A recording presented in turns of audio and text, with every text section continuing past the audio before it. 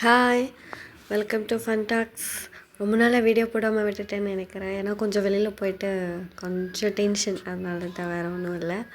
இன்றைக்கி நான் எங்கே போயிருக்கேன் அப்படின்னு பார்த்தீங்கன்னா, எல்லோரும் போகணுன்னு ஆசைப்பட்டுக்கிட்டு இருக்கிற ஒரு கோயிலுக்கு போயிருக்கேன். ரொம்ப தூரம் ட்ராவல் பார்த்திங்கன்னா பஸ்ஸில் போயிட்டுருக்கேன்.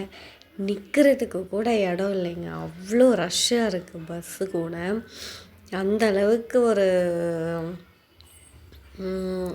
என்ன சொல்கிறது, வார்த்தையே இல்லை அந்த கோயிலுக்கு போகிறதுக்கு.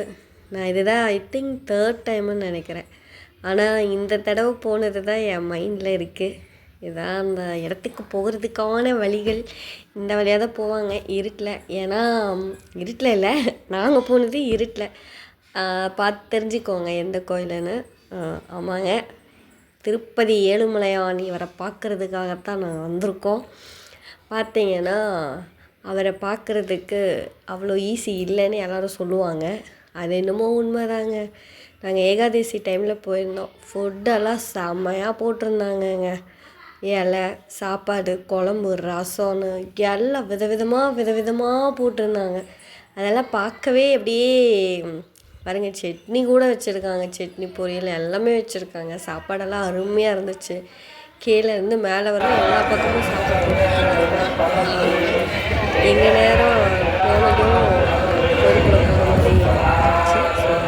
சாமி கும்பிட்டு முடிச்சு வெளியில் வந்துட்டு ஃபோனை கலெக்ட் பண்ணிவிட்டு அதுக்கப்புறம் எடுத்த முதல் வீடியோ தான் சாமி வீடியோ.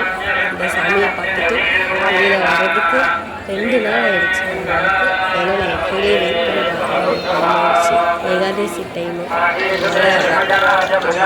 செம்மையாக இருந்துச்சு.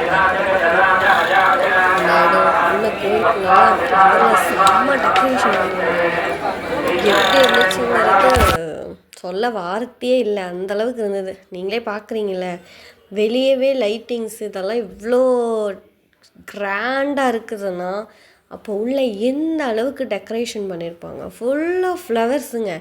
இருக்கிற எல்லா பூவையும் வச்சு திருப்பதி கோயிலையே டெக்கரேட் பண்ணியிருக்காங்கன்னு தான் சொல்லணும். உள்ளுக்குள்ளே போக போக போக போக அங்கங்கே காசு, பணம், 100, 500, 10 ரூபா, 5 ரூபா, 1 ரூபாய்ன்னு அப்படியே வாரி இறைச்சிருக்கிறாங்க. இப்போ தான் தெரியுது ஏழுமலையான் ஏன் இவ்வளவு இப்படி இந்தளவுக்கு இருக்காருங்கிறது. மக்கள் கூட்டமும் வேறு லெவலில் இருந்ததுங்க.